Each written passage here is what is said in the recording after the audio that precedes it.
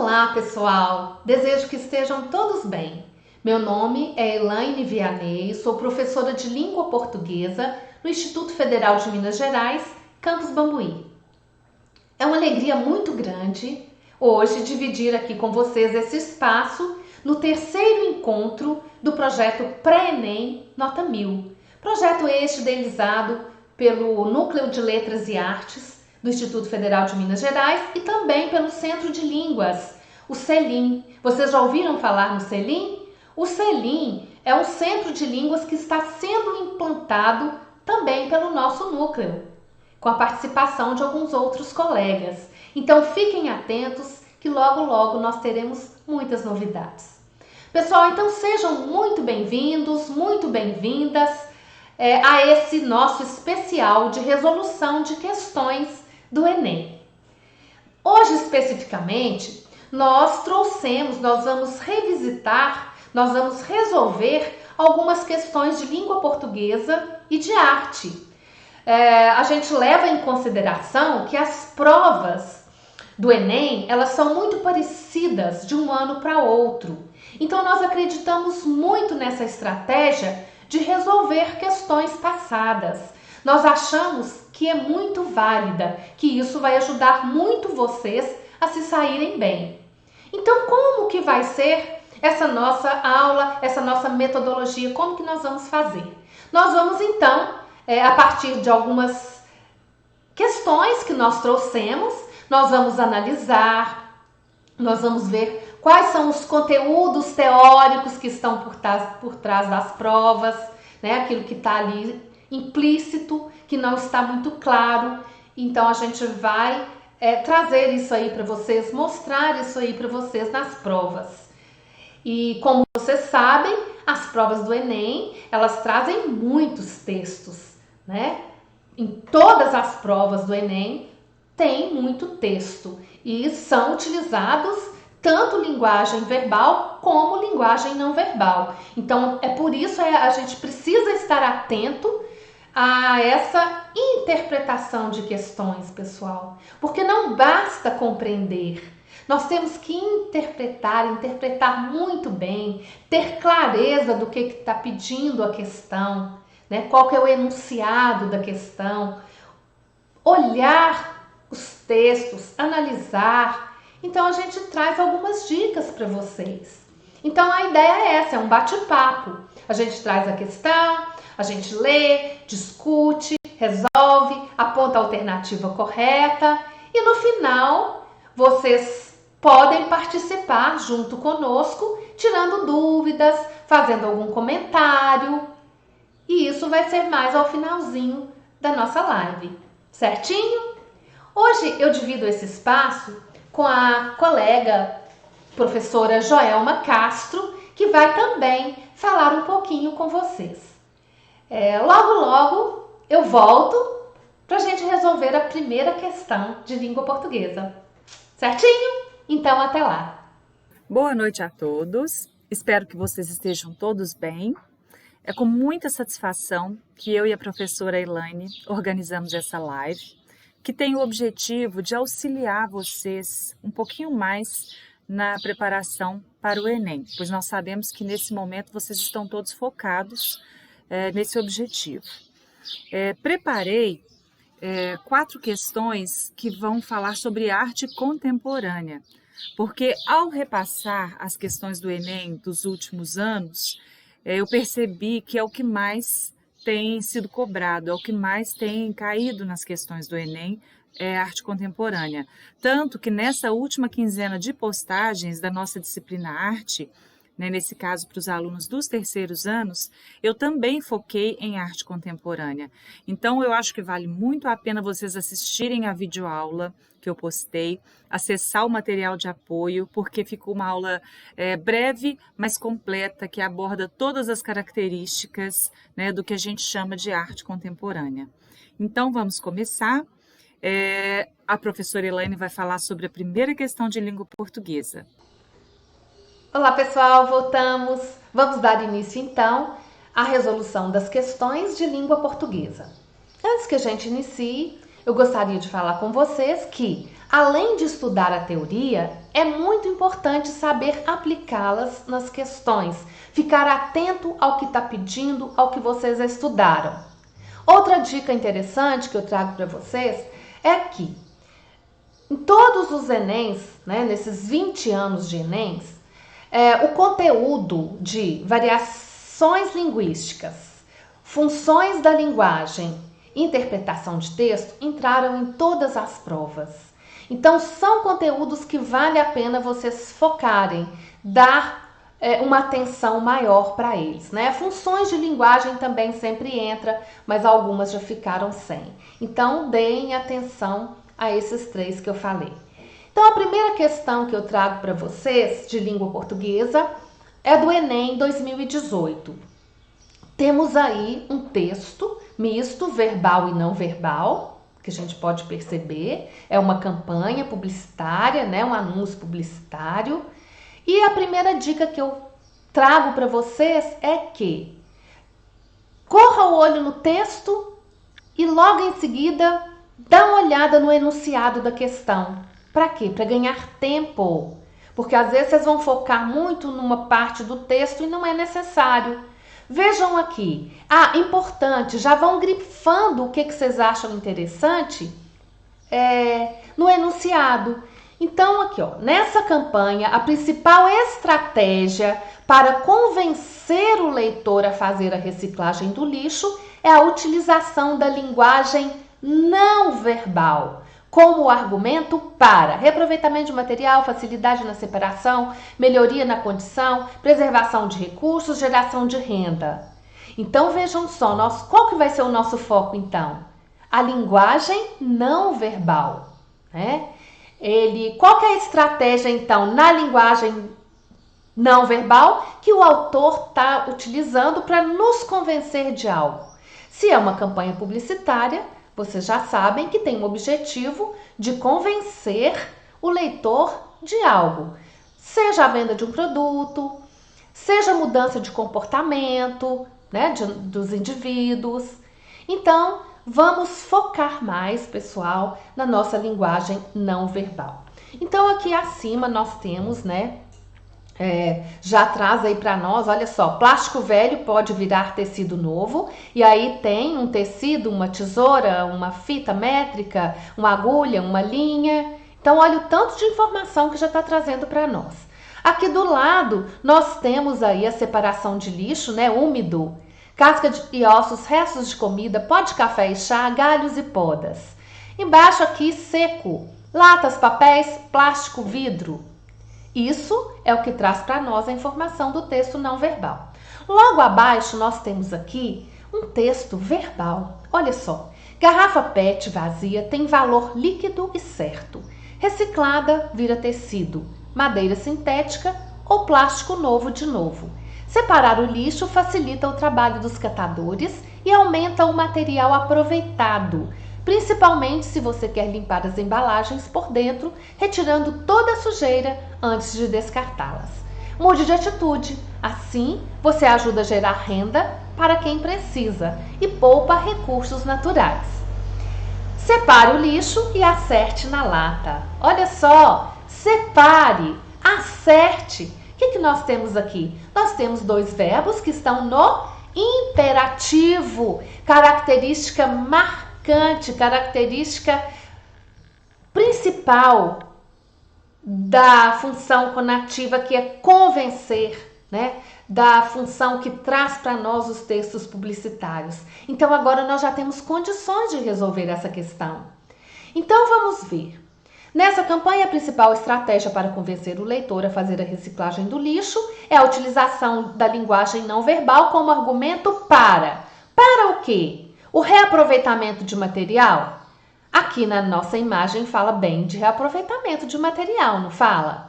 Como eu disse para vocês, tem até o tecido, a tesoura. Vamos ver as outras. Facilidade na separação do lixo? Nós temos isso aqui no texto, esse argumento? Nós temos, mas onde? No texto verbal. Olha lá, separar o lixo facilita o trabalho dos catadores. Então, esta não é. Melhoria da condição do catador? Fala isso? Fala. facilita o trabalho dos catadores. Mas onde? Na linguagem verbal, que não é o nosso foco. Preservação de recursos naturais. Também fala no texto, poupa recursos naturais. Não é o nosso foco a linguagem verbal. Geração de renda. Temos aqui, mas também não é o foco. Não é isso que ele utiliza como argumento para nos convencer na linguagem não verbal. Na linguagem não verbal, ele utiliza então o reaproveitamento de material. Então tá aqui a nossa resposta correta, letra A, que é o reaproveitamento de material. Esta questão então trouxe para nós, pessoal, o gênero anúncio publicitário e trouxe também linguagem verbal e não verbal, certo? Então, até a segunda questão. Então, vamos à primeira questão. Essa questão foi retirada da prova do Enem do ano de 2018. Nós temos como texto 1 e texto 2 duas imagens. A primeira, uma estrutura abstrata, constitui-se de uma obra de arte conceitual. O nome dela é Estrutura Vertical Dupla. E a segunda, ela é uma obra marajoara, na verdade é uma urna funerária da cultura marajoara. Após observar as duas imagens, vamos ver o que a questão nos traz. Olhem só então. As duas imagens são produções que têm a cerâmica como matéria-prima. A obra Estrutura Vertical Dupla se distingue da urna funerária marajoara ao. Então, prestem atenção que a pergunta refere-se à primeira obra, certo? Olha, as duas imagens são produções que têm a cerâmica como matéria-prima. Até aqui, a questão fala das duas. Mas a partir do ponto, a obra Estrutura Vertical Dupla se distingue da urna funerária marajoara ao. Então, a questão refere-se à primeira obra apresentada, aquela onde está escrito texto 1. Uma coisa muito importante é vocês observarem bem o enunciado da questão, para que uma interpretação incorreta do enunciado não te faça errar a questão. Então, olha só, o que distingue a primeira obra da segunda? Evidenciar a simetria na disposição das peças? Não, até porque a primeira obra, se a gente voltar aqui, a gente vai ver que ela não é simétrica, Olha só, muito pelo contrário, ela é bastante assimétrica. São pedras que foram dispostas umas sobre as outras de uma maneira bastante assimétrica. Então, a gente já elimina essa alternativa, Bom, a segunda, materializar a técnica sem função utilitária? Sim, gente, é essa a resposta correta, Lembram que eu falei para vocês lá no nosso primeiro tópico, quando nós falamos sobre a arte rupestre, sobre a arte primitiva, e uma coisa que eu enfatizei muito é que essa arte que foi produzida, pelas civilizações antigas e que em muitos casos ainda é produzida por culturas que vivem de uma maneira relativamente primitiva hoje em dia. Então, existem obras atuais que têm as mesmas características, mas o que é a principal marca dessas civilizações é o aspecto utilitário da arte. Uma coisa que eu frisei muito com vocês é que aquelas pinturas nas paredes das cavernas, as cerâmicas produzidas pelos povos primitivos, todas essas obras, elas não eram produzidas com a característica, com a função da decoração. Elas eram produzidas para ter uma finalidade, elas eram produzidas para servir para alguma coisa. No caso da urna funerária, é bem isso, ela serve para carregar os restos mortais de alguém. Já a primeira obra, como eu disse, é uma arte conceitual, ela não tem a função de utilidade, muito pelo contrário. Sendo ela uma obra de arte conceitual, ela vai despertar possíveis interpretações no espectador. Abandonar a regularidade na composição? Na verdade, essa obra, A Estrutura Vertical Dupla, ela não é uma obra que mantém a regularidade, mas não é isso que a distingue da segunda, né, da Urna Marajoara. As questões, elas sempre vão trazer alternativas que podem nos confundir, mas você tem que se ater àquilo que é o principal, aquilo que é a marca principal. Anular possibilidades de leituras afetivas? Também não, porque toda obra conceitual, ela quer trabalhar com os sentidos do espectador, com as possibilidades de interpretação. E é claro que nesse meio, né, nessas tentativas de interpretação, pode haver uma leitura afetiva. E integrar o suporte em sua constituição, na verdade, não existe ali um suporte, como no caso da body art, que nós vamos falar daqui a pouco, que traz o corpo como suporte. A arte, ela está ali, a peça foi construída por si só, com objetos, com peças, que não tem, na verdade, um suporte específico para ser integrado na composição, certo? Então, essa é a nossa primeira questão. Ela retoma a questão da arte utilitária que nós falamos nas nossas primeiras aulas, lá no início do ano letivo, certo? Professora Elaine, agora você pode vir com a próxima questão de língua portuguesa. Pessoal, vamos então para a segunda questão de língua portuguesa. Essa questão que eu trouxe é do Enem 2019. Nós já vimos aí que é uma canção, é uma letra, é um fragmento da canção do Cazuza. Vamos usar aquela estratégia de ir lá rapidinho fazer uma leitura no enunciado da questão? Todo gênero apresenta elementos constitutivos que condicionam seu uso em sociedade. A letra de canção identifica-se com o gênero ladainha, essencialmente pela utilização da sequência textual. Então, olha só, nós vamos ver os elementos constitutivos, ladainha, sequência textual. Vamos fazer uma leitura rapidinho do texto. Blues da Piedade. Vamos pedir piedade, Senhor, piedade, para essa gente careta e covarde. Vamos pedir piedade, Senhor, piedade, lhes dê grandeza e um pouco de coragem. Então, pessoal, o que é uma ladainha? A ladainha é uma invocação a uma divindade, né? E vem aí expressa por uma invocação. Então, nós temos aqui, sim, invocação. Olha lá. Segundo verso, Senhor, piedade. Quarto verso, Senhor, piedade. Olha, é uma invocação. Então, ele já classificou esse gênero aí como ladainha. O que nós precisamos de identificar? Aqui no enunciado, já traz para nós uma afirmativa, que todo gênero apresenta elementos constitutivos que condicionam o seu uso em sociedade. O que ele está falando? Que todo gênero textual tem suas características, tem suas peculiaridades, né? Então são os elementos que o constituem para que ele pertença a determinado gênero. Para que ele seja usado com a finalidade que tiver. A letra da canção já falou que é do gênero ladainha, e pergunta para nós que esse gênero, ele vem aí identificado pela utilização de um gênero, de um tipo textual, de uma sequência textual. É isso que nós precisamos descobrir. Então vamos fazer a leitura aqui. Será que seria expositiva, uma sequência expositiva? Ele enumera fatos, ele apresenta assunto, que auxilia na identificação de alguma coisa ou na interpretação de algum texto? Não, né, gente? Ele não traz aqui nenhuma exposição. Então, vamos eliminar essa.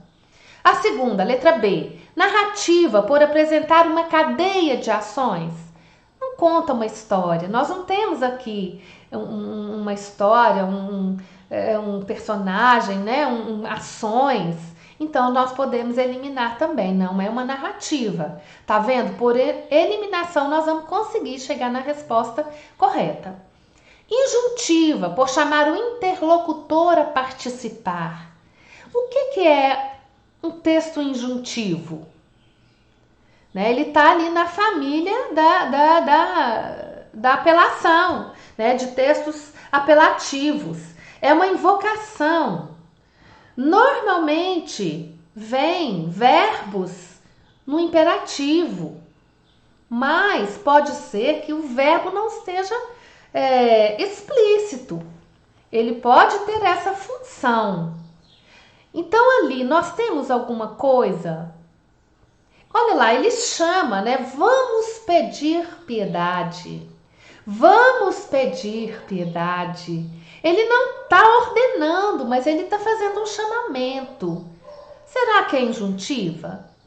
Não sei, vamos deixar ela aqui em stand-by? Vou até colocar esse ponto de interrogação aí. Descritiva, por enumerar característica. Será que ele enumerou, ele fez um retrato, ele atribuiu características, qualidades a um determinado personagem? Não. Esta também nós podemos eliminar, né?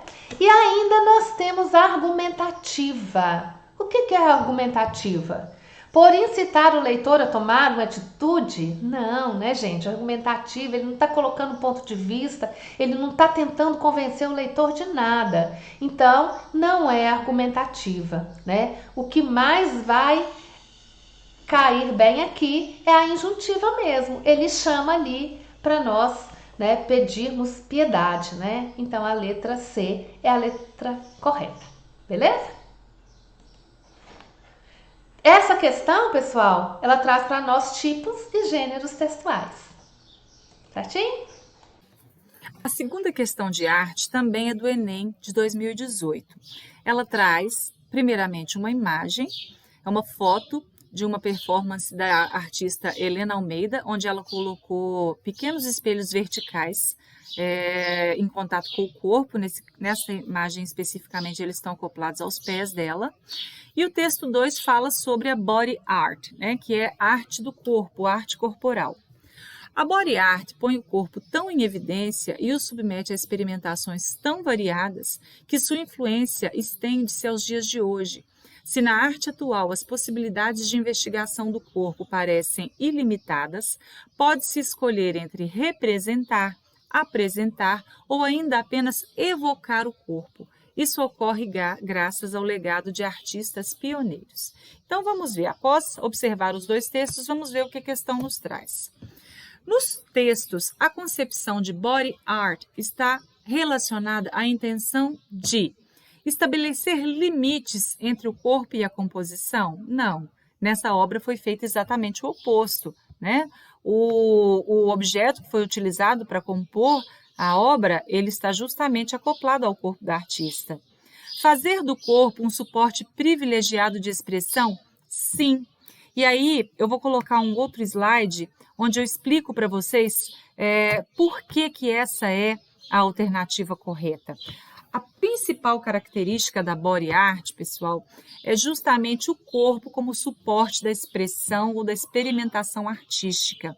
Então, o artista ele vai utilizar o corpo para uma pintura, para colocar algum adereço, como um piercing, para fazer uma tatuagem, né? Implantes, tem até algumas palavras um pouco estranhas, um pouco polêmicas, né? Mutilações, escarificações, queimaduras, ferimentos. Não necessariamente que ele vá ferir o próprio corpo, mas ele vai fazer no corpo algo que faça alusão a essas coisas, né? Mas, enfim, é uma obra, a body art é uma modalidade de arte livre de preconceito, né, onde eles vão utilizar o corpo das mais diversas formas. Então, é isso, a principal característica da body art, o corpo como suporte, o corpo como veículo da arte. E é por isso que essa letra B é a alternativa correta. As outras, discutir políticas e ideologias sobre o corpo como arte? Não. A body art, ela traz o corpo como suporte, mas ela não se propõe a discutir políticas e ideologias. Pode ser que ela venha a suscitar discussões que vão chegar né, à política, a ideologias diversas, mas essa não é a proposta dela. Compreender a autonomia do corpo no contexto da obra também não vem a ser essa alternativa. Por quê? Porque quando a gente leu a primeira lá, a segunda, aliás, a letra B, o corpo como suporte, se você gravar que isso é a principal característica da body art, você já vai eliminar essa letra D também. E destacar o corpo do artista em contato com o espectador? Também não. Pode até ser que durante a performance, que durante a apresentação da artista tenha havido esse contato, mas quando a gente observa essa foto, não é esse o principal aspecto que foi colocado aí, nessa questão, né? Porque a gente, inclusive, não vê a figura do espectador, ok? Bom, professora Elaine, a próxima questão de língua portuguesa com você. Olá, pessoal! Vamos para mais uma questão. Questão número 3 de língua portuguesa. Traz aí para nós, olha só, um texto que é a letra, um trecho do hino nacional do Brasil. Vejam só, vamos acompanhar aqui então o enunciado da questão. O hino nacional, né, pessoal, é bom falar, todo mundo já conhece o hino. Ele foi escrito em 1831 por Joaquim Osório Duque Estrada. E a música, né? Quem fez a música foi o Francisco Manuel Silva. Então já temos bastante tempo de hino, né? Foi na época do parnasianismo, se não me engano, que foi escrito o hino nacional. Então ele foi escrito na norma culta padrão, nós já temos conhecimento disso, né? Então a questão é a seguinte: o uso da norma padrão, a qual o hino foi escrito, na letra do hino nacional, é justificado por tratar-se de um ou de uma. Ou seja, o que está perguntando aí, gente? Por que o hino é escrito na norma padrão? Vamos resolver? Então, por tratar-se de uma reverência de um povo a seu país. Será? O que é reverência? Ela pode ser feita em qualquer âmbito da linguagem, ela não precisa necessariamente ser feita na norma padrão. Pode ser numa linguagem informal, né? A gente pode fazer uma homenagem a um país que não precisa ser necessariamente escrito na norma padrão. Então essa questão a gente já pode descartar. Não podemos? Vamos para a segunda. Será que é por tratar-se de um gênero solene, de característica protocolar? Olha só, duas palavrinhas aqui bem interessante: solene e protocolar. A primeira solene, a segunda protocolar. Quer dizer o quê? Sempre que a gente tem uma cerimônia, vocês já acompanharam, formatura, um hasteamento de uma bandeira, né? Que requer o protocolo, a gente faz alguma coisa solene. Então, uma cerimônia que tem regras a seguir, não é? É uma sessão solene, não é certo? Então, logicamente, obviamente, que se é solene e protocolar, ela vai ser regrada, ela vai ser carregada de regras, né? Das coisas tradicionais e clássicas também. Então, o que eu tenho aí? Será que eu tenho um gênero solene e protocolar? Eu acho que sim, mas vamos analisar as outras? Olha só, canção concebida sem interferência da oralidade. Não, né, pessoal? A concepção do hino nacional, ela pode até ter interferência de oralidade, de expressões costumeiras de um país, por exemplo, de coisas nesse sentido. Mas dizer que ter norma padrão não significa que não vá ter nada de oralidade, a gente também não pode concordar. Escrita de uma fase mais antiga da língua portuguesa. Não é porque o hino nacional foi escrito em 1831 que ele tem que ser na norma padrão. Naquela época também nós tínhamos as variedades linguísticas, sejam elas de gênero, de idade, né? Qualquer época nós temos as variedades linguísticas. Então também não é porque foi escrita em 1831. Vamos para a letra E. Artefato cultural respeitado por todo o povo brasileiro. Claro, é um elemento cultural que todos nós respeitamos. Mas, para ser respeitado, para ser cultural, ele não tem que vir na norma padrão, né? Nós temos vários elementos culturais, inclusive várias músicas, e que tem presença de variações linguísticas. Então, essa também não é. Então, nós vamos definir que realmente a letra B é a letra correta. É um gênero solene de característica protocolar. Nós temos aí uma questão, né, do Enem que trabalha com a norma padrão. Então, a gente precisa saber quais são as variedades linguísticas para a gente distinguir da norma padrão. Beleza? Daqui a pouco estamos com a questão número 4. Até! A nossa terceira questão, ela foi tirada do Enem de 2017, traz para nós, primeiramente, como texto 1, aquela famosa rodinha de bicicleta em cima do banco lá dos dadaístas, né? E como texto 2, ela fala um pouquinho sobre isso, sobre uma obra dadaísta. Olhem só. Ao ser questionado sobre seu processo de criação de ready-mades, Marcel Duchamp afirmou: isso dependia do objeto. Em geral, era preciso tomar cuidado com o seu look. É muito difícil escolher um objeto porque depois de 15 dias você começa a gostar dele ou a detestá-lo. É preciso chegar a qualquer coisa com uma indiferença tal que você não tenha nenhuma emoção estética. A escolha do ready-made é sempre baseada na indiferença visual e, ao mesmo tempo, numa ausência total de bom ou de mau gosto. Vejamos agora o que a questão nos traz. Olhem só. Relacionando o texto e a imagem da obra, entende-se que o artista Marcel Duchamp, ao criar os ready-mades, inaugurou um modo de fazer que consiste em... Primeira coisa, o que é ready-made? Ready é pronto em inglês e made, feito, né? O verbo fazer no particípio. Então, quando eles usaram essa expressão ready-made, é porque eles pegavam para fazer arte coisas prontas, como nesse caso, um banquinho e uma rodinha de bicicleta. Quer dizer que o artista ele não fabricou, ele não esculpiu, ele pegou algo que já estava pronto e criou ali o que ele chamou de uma obra de arte, né? Então, o que o Marcel Duchamp inaugurou quando ele criou os ready-mades, né? Ele queria designar o artista de vanguarda, designar ao artista de vanguarda a tarefa de ser o artífice do século XX? Não. Os dadaístas, em momento algum, eles queriam ser, digamos assim, aqueles que iam revolucionar a arte, né? Criar uma nova forma de fazer arte. Não era esse o objetivo deles. Considerar a forma dos objetos como elemento essencial da obra de arte?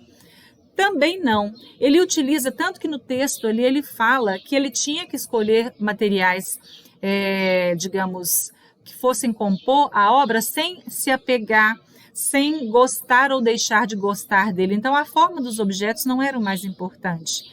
Revitalizar de maneira radical o conceito clássico do belo na arte. Eles não se preocupavam com o belo, até porque as obras dadaístas estão longe de ser consideradas belas, né? Elas são um tanto estranhas. Criticar os princípios que determinam o que é uma obra de arte? Sim, é isso. E aí, para vocês entenderem, eu coloco para vocês aqui quais eram as principais características do dadaísmo, né? O que eles queriam? Eles pregavam basicamente a anti-arte, né? Eles queriam, digamos assim, revolucionar totalmente, exercer a subversão radical. Eles queriam ser totalmente irracionais, irreverentes, e eles vão criar uma arte muito eloquente, quase que totalmente sem sentido. Por quê? Porque eles queriam criticar o sistema, eles queriam ir contra aquilo que estava acontecendo no período. Lembram que a gente falou que os movimentos de vanguarda europeia aconteceram no período entre guerras, né? Então o dadaísmo ele foi um grito de revolta contra o sistema, contra aquela situação que a Europa, no caso, né, vinha passando naquele período. E voltando à última alternativa, Atribuir aos objetos industriais o status de obra de arte? Não necessariamente, porque nem em todas as obras foram utilizados objetos industriais, certo? Então, vocês percebam, né, que também foi utilizado uma obra, um movimento de vanguarda lá do modernismo, né, lá do início do século. Então, é essa que eu queria colocar a nossa terceira questão de arte, e volto agora para a professora Elaine com mais uma questão de português.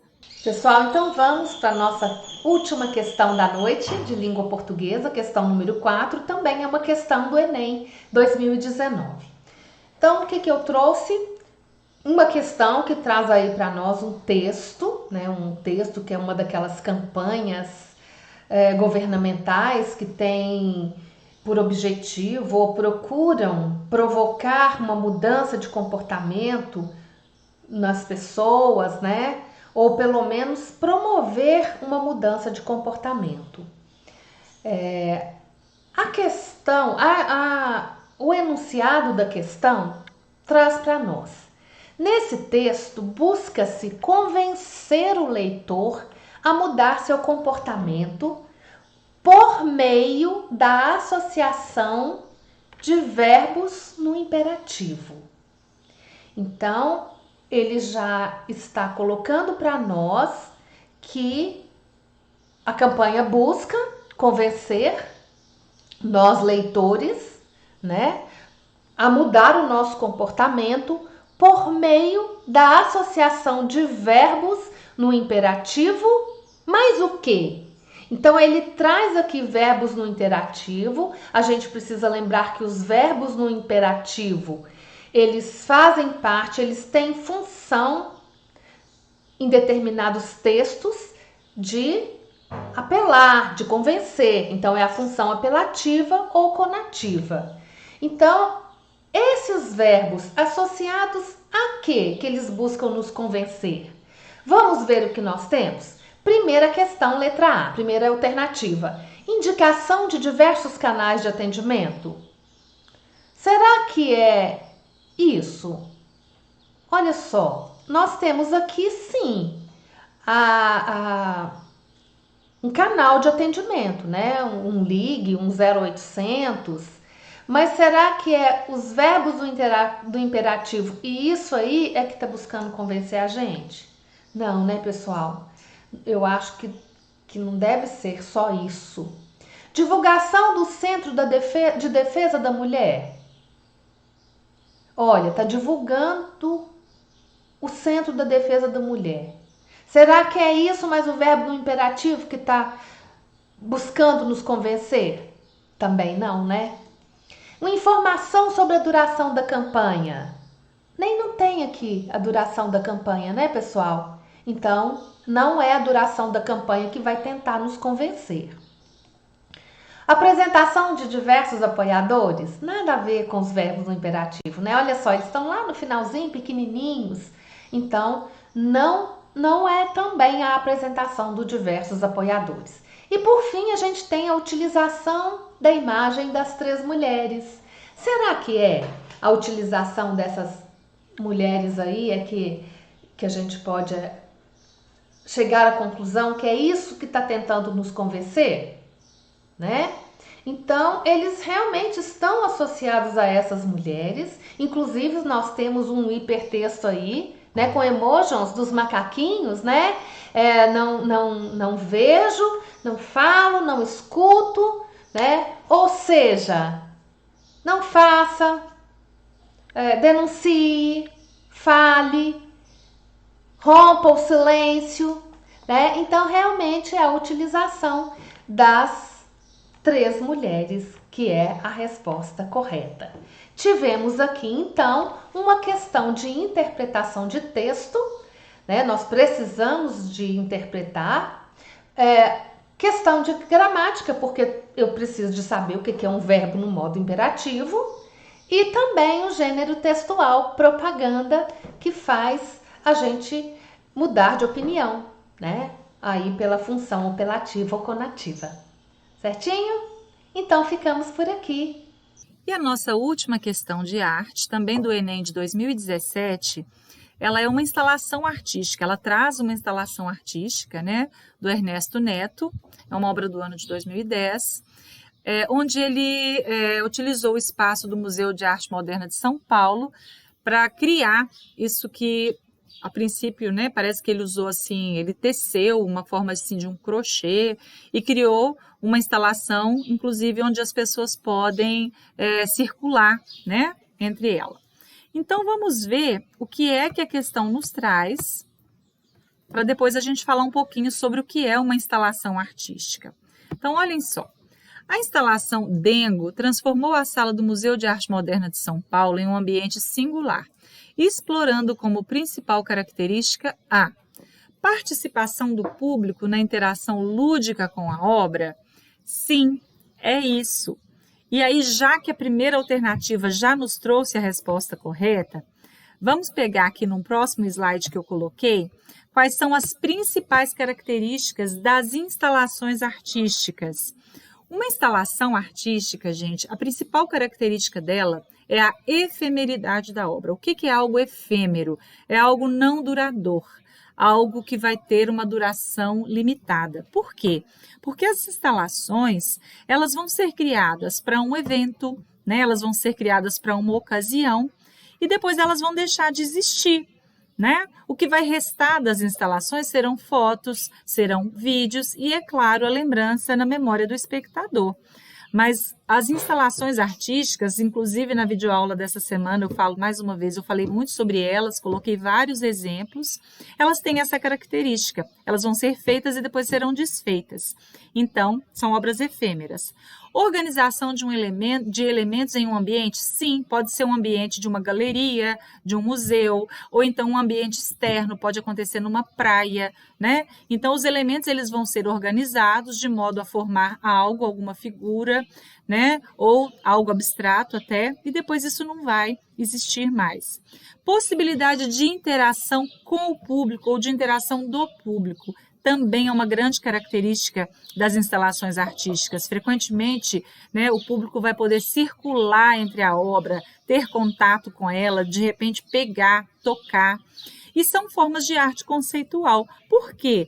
Porque o artista ele faz a obra com a intenção de despertar, de suscitar no espectador, digamos, múltiplas possibilidades de interpretação.